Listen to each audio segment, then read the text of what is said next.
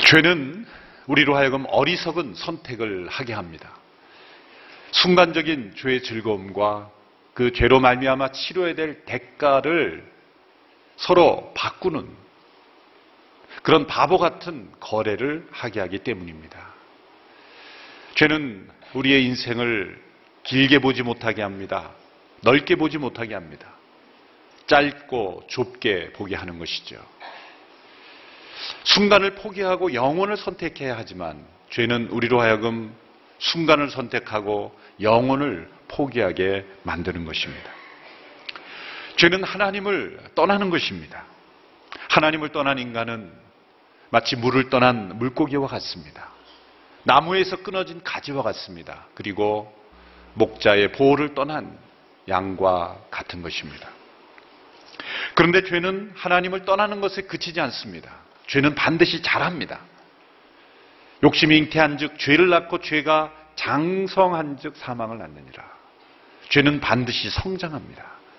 인간의 몸이 성장하듯이 죄는 반드시 그대로 내버려 두면 그 상태에 있는 것이 아니라 자랍니다. 하나님을 떠난 것에서 그치는 것이 아니라 그 죄가 자라서 하나님께 반항하고 하나님을 배척하는 때까지 나가도록 하는 것이 인간의 죄성인 것입니다. 하나님을 떠나는 것이 죽음이라면 하나님을 배척하고 반항하는 것은 비참하고 잔혹한 죽음으로 이어지게 되는 것입니다. 오늘 본문에 나타난 예언은 비참한 예언입니다. 왜냐하면 양떼가 목자를 배척함으로써 어리석은 선택을 함으로써 비참하고 잔혹한 멸망을 초래하는 내용이기 때문입니다. 결코 있을 수 없는, 또 있어서는 안 되는 일이 바로 양떼가 목자를 배척하는 일이죠. 스스로 무덤을 파는 그런 어리석은 선택입니다. 실제 양들은 그렇게 목자를 배척할 수가 없죠. 이것은 비유입니다. 양떼로 비유되는 이 인간들이 참 목자이신 예수 그리스도를 배척하는 모습을 비유한 것입니다. 인간은 겉은 양떼지만 속은 이리떼입니다. 그러므로 자신을 보호하고 자신을 먹이는 참 목자를 거부하는 그러한 어리석고 악한 모습을 보여주고 있는 것입니다. 인간을 구원하시기 위해서 이 땅에 오신 메시아를 배척하는 인간, 그리고 그 인간에게 주어지는 잔혹한 멸망, 그것이 바로 우리가 함께 읽은 본문의 내용입니다. 오늘 본문은 하나님의 명령으로 시작되고 있습니다. 그것은 목자에게 주어진 하나님의 명령입니다. 오늘 본문 4절의 말씀을 함께 읽겠습니다. 4절 시작. 내 하나님 여호와께서 이렇게 말씀하셨다. 잡아먹힐 양떼를 길러라. 하나님께서 스가랴에게 말씀하시는 것인데 스가랴가 이 순간 목자가 되어서 말씀을 받고 있는 것입니다. 장차 오실 메시아의 대리인으로서 하나님의 명령을 받고 있는 것입니다. 장차 오실 메시아는 목자로 오신다는 거죠. 그리고 그 목자는 하나님의 명령을 받고 오신다는 겁니다. 잡아먹힐 양떼를 기르라. 이것이 메시아에게 주어진 하나님의 명령입니다. 하나님께서는 잡아먹힐 운명에 처한 이 양떼를 그냥 버리지 아니하시고 그들을 구하시고 그들을 기르시기 원하시는 분이라는 것입니다. 양떼가 잡아먹힐 운명이라는 것, 무엇인가 잘못되어 있는 거죠. 목자의 보호 아래에 있는 양떼는 푸른 초장을 뒹굴면서 그 풀을 뜯으면서 때로 목자가 벗겨주는 그 양털을 깎으면서 그렇게 고요하고 평온하게 지내야 될 모습이 아니라 장차 잡아먹혀지는 그런 운명에 처해 있다고 한다는 것은 무엇인가 잘못된 것입니다. 바로 인간의 운명, 인간의 모습이 바로 이 잡아먹힐 양떼의 모습이라는 것을 가르치고 있습니다. 하나님께서는 한 목자를 보내셔서 이 잡아먹힐 상태에 있는 양떼들을 구하셔서 그들을 기르시는 목적으로 메시아를 보내신다는 것입니다. 이른바 잡아먹힐 양떼 구하기 프로젝트. 이것이 메시아가 이 땅에 오신 목적인 것입니다. 자, 하나님께서 보내신 목자는 이 하나님의 명령에 순종합니다. 그리고 양떼를 기르시겠다고 하십니다. 이 프로젝트의 집행자로 순종하신 것입니다. 7절의 말씀을 함께 읽겠습니다. 7절 말씀 시작. 내가 잡아먹히게 될 불쌍한 양떼를 기를 것이다. 내가 막대기 2개를 가져다가 하나는 은혜라 부르고 또 하나는 연합이라 부르며 그 막대기로 양떼를 돌보았다. 내가 잡아먹히게 될 불쌍한 양떼를 기를 것이다. 이것은 메시아의 고백입니다. 여기서 나는 스가랴인 것 같지만 장차 오신 메시아를 대리한 고백이기 때문에 메시아의 순종, 잡아먹힐 양떼를 기르라라는 하나님의 명령에 순종하여서 그 메시아가, 목자로 오신 메시아가 그 하나님의 말씀대로, 명령대로 내가 이 잡아먹힐 양떼를 불쌍히 여겨 그들을 기를 것이다. 그런 순종의 반응을 한 것입니다. 그리고 2개의 막대기를 사용한다고 말씀합니다. 원래 이 목자들은 양떼를 인도하기 위해서 이 막대기와 지팡이를 사용합니다. 시편 23편에 보면 주의 지팡이와 막대기가 나를 안위하시나이다 라는 그런 표현이 있죠. 이 막대기와 지팡이가 약간 다른데요.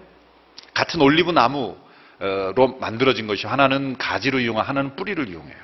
여기서 막대기는 이 야수들, 이 들짐승들이 공격할 때 쓰는 공격하는 무기, 그런 무기로도 사용될 수 있는 이 끝이 좀 뭉툭하게 무거운 것으로 사용돼서 휘두르면 공격 무기가 될 수 있는 것들이고, 또 이 지팡이는 양들이 좀 긴 지팡이로 돼 있어서 양들이 위험한 곳에 처해 있다든지 또 양들을 이렇게 인도할 때 쓰는, 그래서 이 지팡이와 막대기가 2개가 필요합니다.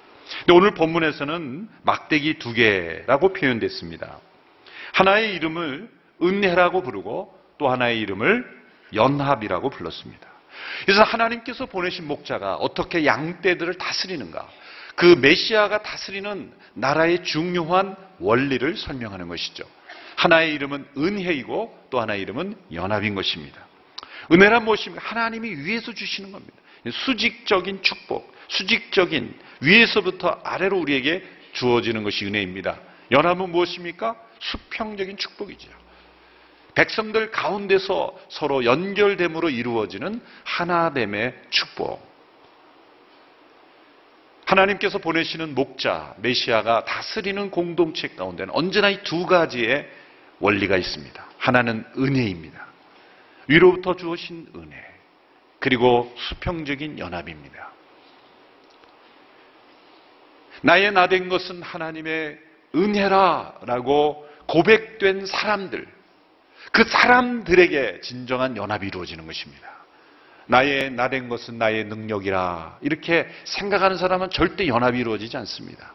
하나님이 통치하시는, 메시아가 다스리시는 그 나라의 백성들의 고백에는 언제나 이런 고백이 있어요. 첫째는 하나님의 은혜요, 둘째는 우리는 하나 된 사람들이다. 이것이 바로 하나님의 명령에 순종해서 이 땅에 목자의 사명을 가지고 오신 메시아가 통치하는 나라의 모습인 것입니다. 잡아먹힐 양떼는 바로 이 은혜와 연합의 막대기의 보호 아래서 그 상태에서 벗어나서 이 하나님의 축복을 누리는 양떼로 변화될 수가 있는 것입니다. 그런데 문제는 이 잡아먹힐 양떼가 목자를 거부했다는 것입니다. 목자를 싫어했다는 것입니다. 그리고 더 나아가 목자를 배척했다는 것입니다. 오늘 보면 11장 8절의 말씀을 함께 읽겠습니다. 11장 8절 시작. 그리고 한 달 만에 나는 새 목자를 쫓아냈다. 그들이 내 마음에 들지 않고 그들도 마음으로 나를 싫어했기 때문이다. 잡아먹힐 양떼를 목양한 지 한 달 만에 하나님께서 보내신 목자를 싫어하는 새 목자를 쫓아내었다. 자, 이 목자를 싫어하는 새 목자가 누구인가를 규명하기 위한 학자들의 노력을 보면 해석이 40여 가지가 넘습니다. 그런데 가장 믿을 만한 해석은 백성들을 대표하는 3가지의 직분, 왕, 선지자, 제사장. 그러니까 그 백성들을 대표하는 리더십들이 다 메시아를 거부했다는 거예요. 예수님이 세상에 오셨을 때 누가 제일 거부했습니까? 그 당시의 지도자들이었어요. 유대 지도자들, 사내들인 공회원들, 제사장, 정치 지도자들, 바리새인들, 율법을 더 잘한다고 하는 사람들, 하나님과 더 가깝다고 주장하는 사람들, 그들이 진정한 목자를 배척했다는 거죠. 왜? 그분이 진정한 목자이기 때문에. 자신들의 거짓을 감추기 위하여, 시기심을 감추기 위하여, 그들의 욕망을 채우기 위하여 참 목자를 배척했다라고 성경은 기록하고 있습니다. 그들은 하나님께서 보내신, 그들을 구하려고 보내신, 잡아먹힐 그런 운명에 처한 그들을 구하시고 그들을 보호하시기 위해서 보내신 그 목자를 싫어하고 배척했다는 거죠. 여러분, 많은 사람들이 좋아한다고 해서 옳은 것은 아닙니다. 요즘 정치를 보면 지지율로 모든 걸 평가하는, 지지율이 옳은 것을 보장하는 것은 아닙니다. 예수님의 지지율을 보면은, 예수님이 기적을 일으킬 때는 하늘 높이 치솟았죠. 그런데 이 지도자들이 조작을 하고 여론을 만들어서 예수님을 십자가로 내모니까 지지율은 바닥에 떨어졌죠. 많은 사람들이 싫어하고 배척했습니다. 그럼 예수님이 옳지 않은 것입니까? 아니죠.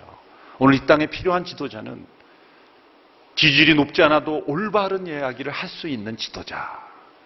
백성들에게 인기를 얻으려고 하는 것이 아니라 정말 올바른 것을 말해줄 수 있는 그런 지도자가 필요한 시대라고 생각을 합니다.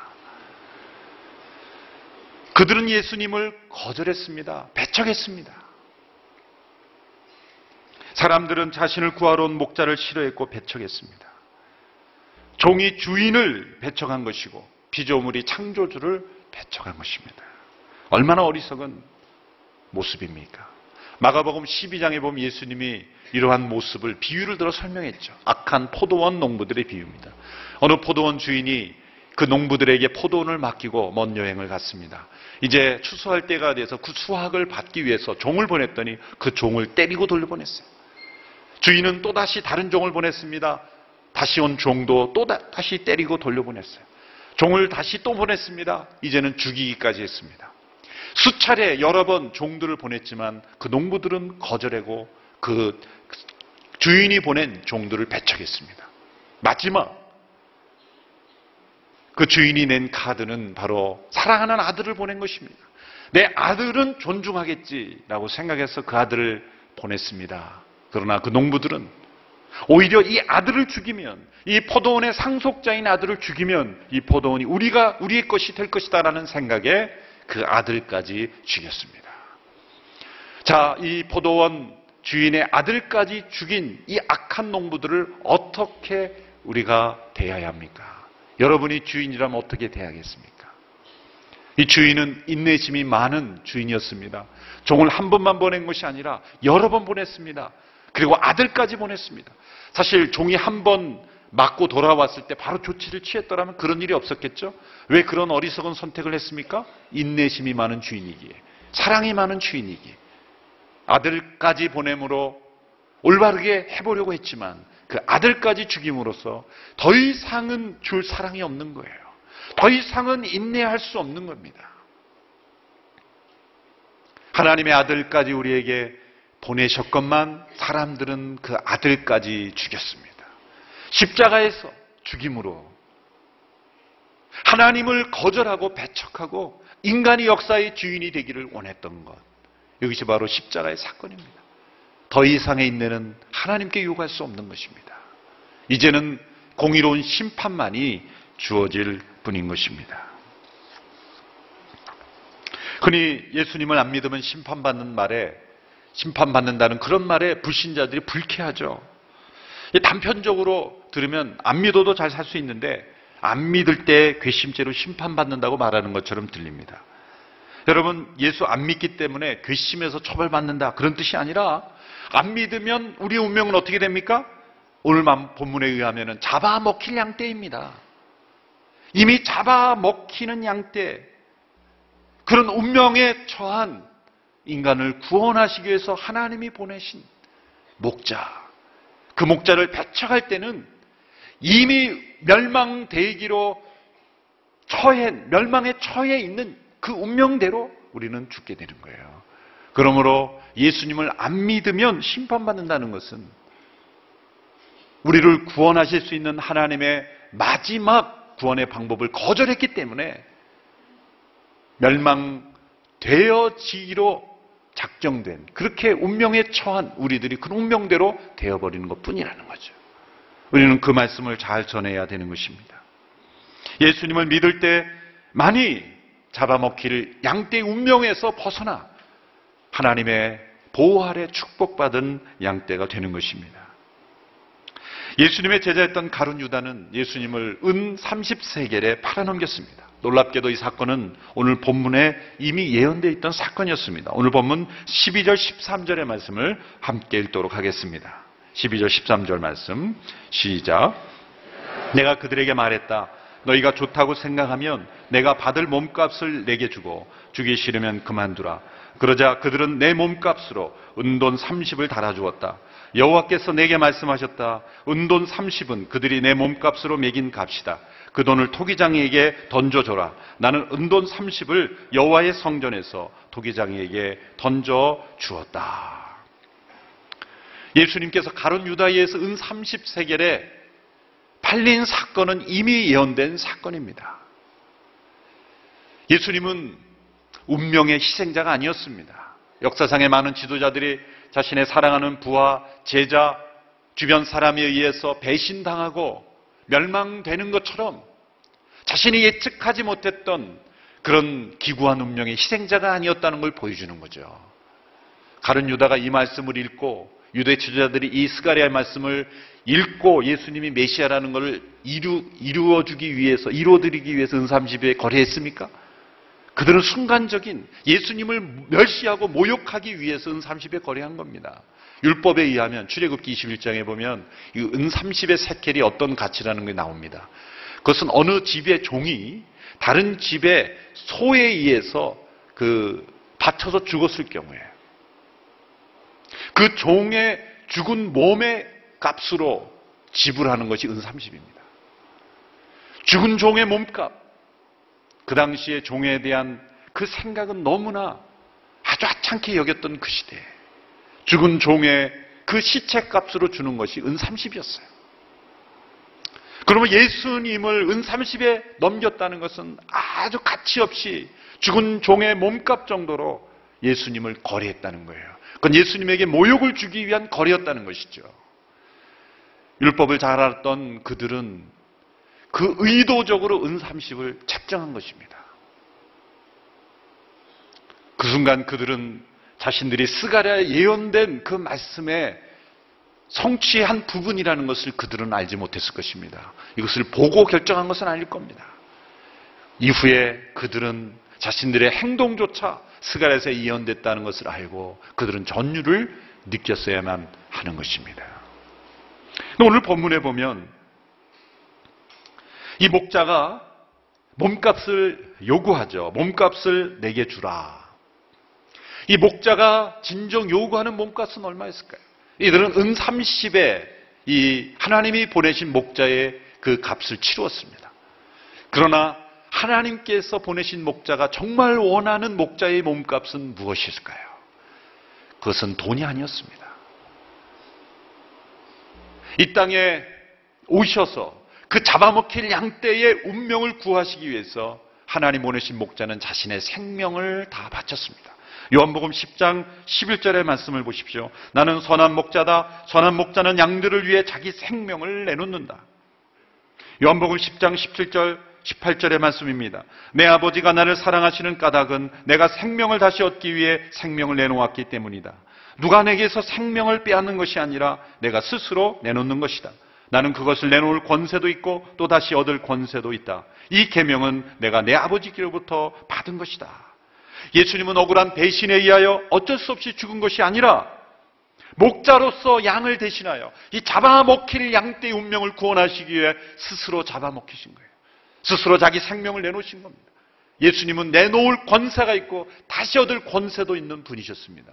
그분이 양떼의 운명을 구하기 위하여 자신의 생명을 내놓으신 거예요.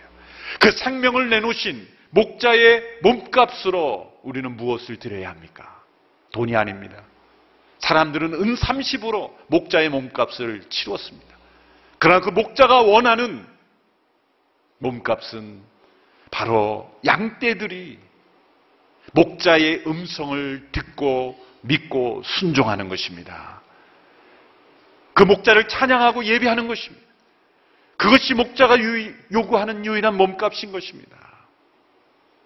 우리가 드리는 헌금이, 우리가 드리는 봉사가 우리의 목자 되신 그분의 몸값으로 치르는 것이 아닙니다. 만약 그런 생각으로 헌금을 한다면 헌금하면 안 됩니다.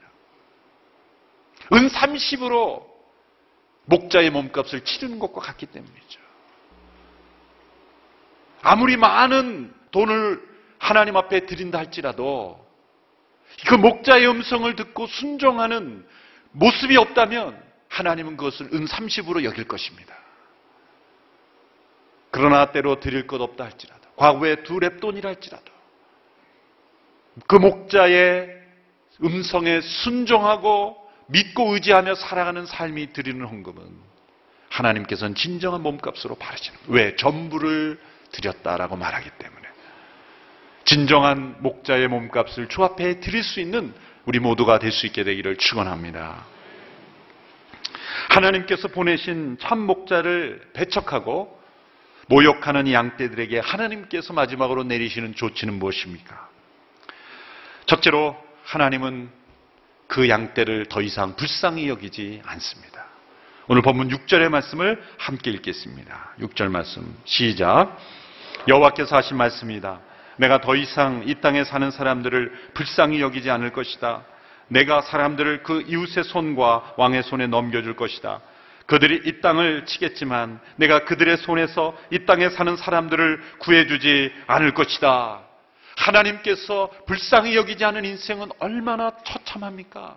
우리가 이 땅에 이렇게 호흡하며 살 수 있는 것은 하나님께서 우리를 날마다 불쌍히 여겨주시기 때문입니다.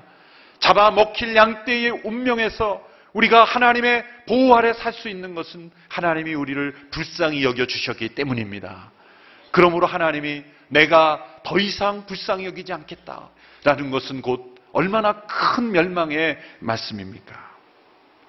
하나님께서 보내신 선한 목자를 은 30에 팔아넘기는 것, 그분을 십자가에 못 박는 것, 그 생명을 다한 사랑을 하셨건만 그 몸값으로 은 30으로 넘겨버리는 것은 하나님의 인내의 한계점입니다.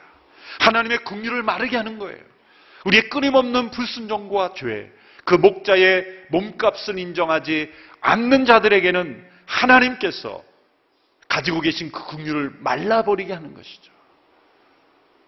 하나님은 인내가 많으시고 사랑이 풍성하신 분이지만 참 목자를 끊임없이 배척한다면 하나님의 인내는 말라버릴 것입니다. 하나님의 긍휼을 마르게 할 것입니다.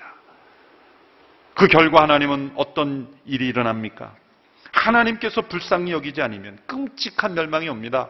인간 지도자들에게서도 불쌍히 여김을 받지 못하게 됩니다. 9절에 보면 내가 말했다. 내가 너희를 기르지 않을 것이다. 죽을 것은 죽고 망할 것은 망하라. 살아남을 것들은 서로 잡아먹으라. 삼중재난이죠. 초대교회 역사가 요세푸스는 삼중재난이라고 불렀어요. 죽을 것은 죽고, 이건 기근과 악연으로 죽임당하는 겁니다. 악역으로 죽임당하는 거예요. 망할 것은 망하라. 이 전쟁으로 죽임당하는 것입니다. 살아남은 것들은 서로 잡아먹으라. 극도의 혼란으로 사람들이 서로를 먹고 먹는, 인육을 먹는 그러한 사건의 모습이라는 것이죠.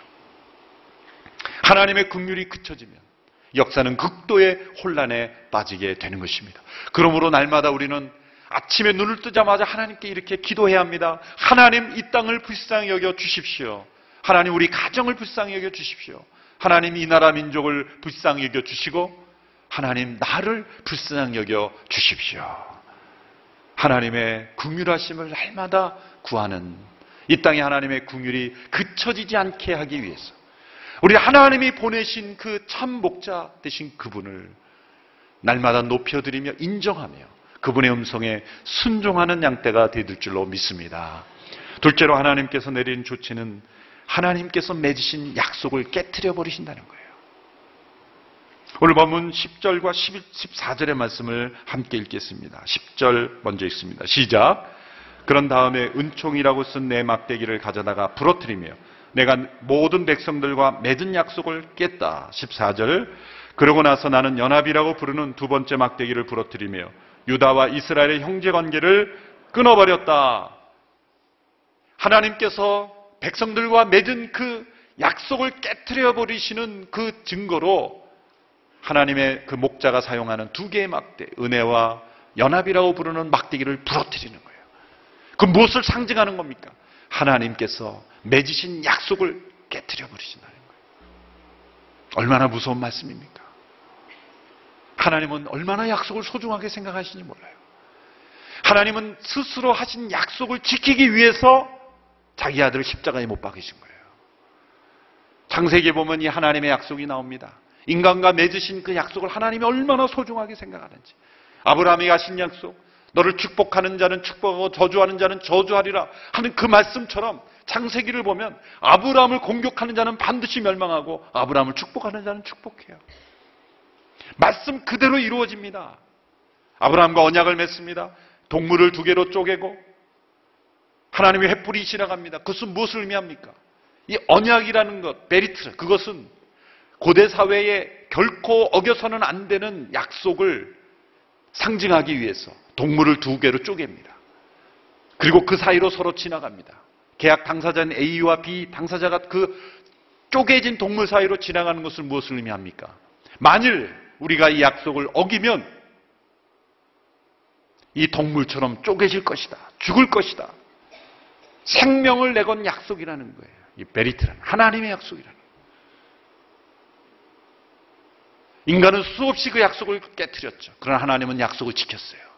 마지막 하나님은 그 약속을 지킵니다. 자신의 생명을, 자신의 아들의 생명을 그 쪼개진 동물과 같이 되게 하신 거예요. 십자가에서 그 몸을 찢으신 거예요. 그것은 하나님의 약속을 끝까지 지킨 겁니다. 인간과 맺은 언약대로 인간이 쪼개져야 될 그 약속의 불이행의 대가를 하나님이 친히 대가를 치르신 거예요. 더 이상 무엇을 할 수 있습니까? 더 이상 어떻게 하나님이 그 약속의 대가까지 치루었는데 약속을 어기면 어떻게 된다는 그 약속의 대가를 다 치루었는데 더 이상 하나님이 할 수 있는 게 무엇입니까? 그러므로 하나님의 약속을 따라 이 땅에 오신 참목자를 배척하는 자들에게 하나님이 더 이상 보호의 약속을 깨뜨리시는 거예요. 더 이상의 은혜는 없는 것입니다. 더 이상의 연합은 있을 수가 없는 거예요. 하나님은 그 백성과 맺은 관계를 끊을 수밖에 없는 것입니다. 놀랍게도 아직은 하나님이 은혜의 막대기, 연합의 막대기를 가지고 사용하시는 때예요. 그래서 신약의 기자는 이렇게 말하죠. 보라, 지금은 은혜 받을 만한 때요. 구원 얻을 만한 때다. 하나님은 아직도 이 은혜 언약의 막대기를 우리에게 가지고 계시는 거예요. 그러나 끝까지 하나님이 치르신 대가를 거절하고 배척하는 자에게는 언젠가 그 막대기를 부러뜨릴 날이 올 것입니다. 더 이상의 은혜는 없는 것입니다. 셋째로 참목자를 배척한 자들에게 하나님께서는 악한 목자가 그 양떼를 다스리도록 넘겨주시는 거예요. 오늘 보면 16절의 말씀입니다. 함께 읽습니다. 시작. 보아라, 내가 이 땅에 새로운 한 목자를 세울 것이다. 그는 양을 잃고 생각하지 않으며 길을 잃은 양을 찾지 않고 상처 입은 양을 고쳐주지 않을 것이다. 그는 튼튼한 양을 잘 기르지 않으며 오히려 살찐 양을 잡아먹고 또 양들의 발굽을 찢을 것이다. 이 새롭게 세워진 한 목자는 선한 목자가 아니라 악한 목자입니다. 마치 하나님이 세우시는 것처럼 표현이 되어 있지만 이것은 하나님이 악을 주장한다는 뜻이 아니라 악한 세력들은 언제나 우리를 지배하려고 양떼를 잡아먹으려고 일어나려고 하고 있는데 지금까지 하나님이 막으신 거예요. 하나님이 은혜의 막대기로 그들을 치심으로 보호하셨는데 막대기가 부러지니 하나님이 그들을 막아주지 않으시니 자연히 악한 목자가 생겨나는 거예요. 일어나는 거예요. 그 악한 목자는 너무나 잔혹합니다. 그 6가지의 모습을 보여주고 있죠. 보면은 잃은 양을 생각하지도 않습니다. 길은 잃은 양은 찾지도 않습니다. 상처 입은 양은 고쳐주지도 않습니다. 튼튼한 양마저 기르지 않습니다. 살찐 양은 전부 잡아먹습니다. 양들의 발굽을 찢어 불구로 만들어서 초장에 나가 풀을 뜯어먹지도 못하게 합니다. 결국은 초토화가 되는 거예요. 악한 목자가 다스리게 되는 거예요.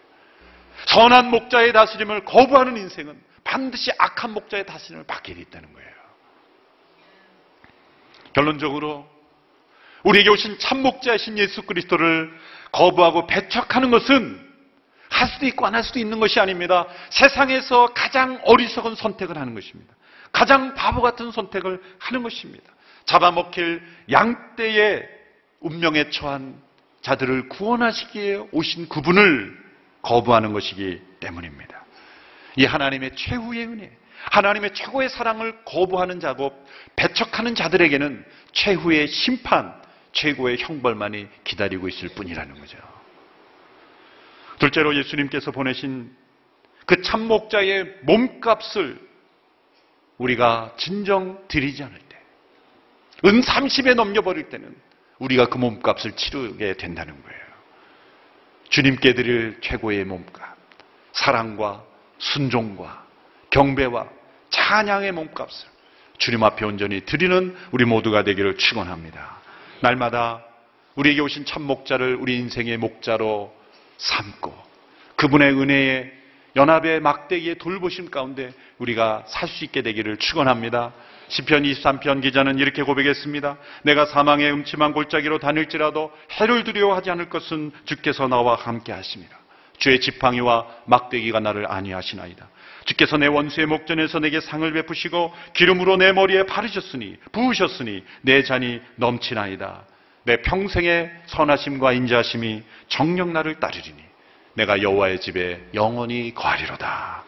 참 목자의 보호와 인도하심을 따라 살아갈 때 받게 되는 이 시편 23편의 그 놀라운 축복을 우리의 평생에 누리게 되는 축복이 있게 되기를 주님의 이름으로 축원합니다. 기도하겠습니다. 하나님 아버지, 참 목자를 배척하였던 저희들을 용서하여 주시옵소서. 이 땅에 오신 목자를 거부한 어리석은 양떼가 되지 않게 하여 주시옵시고, 우리를 구원하시고 우리를 잡아먹힐 운명에서 건져내신, 그리고 우리를 기르시는 그 목자의 음성을 듣고 순종하며 살아가는 우리 모두가 되게 하여 주옵시고, 우리 일평생에 하나님의 선하심과 인자하심이 넘쳐나는 참된 축복받은 양떼가 다 되게 하여 주옵소서. 예수님의 이름으로 기도합나이다. 아멘.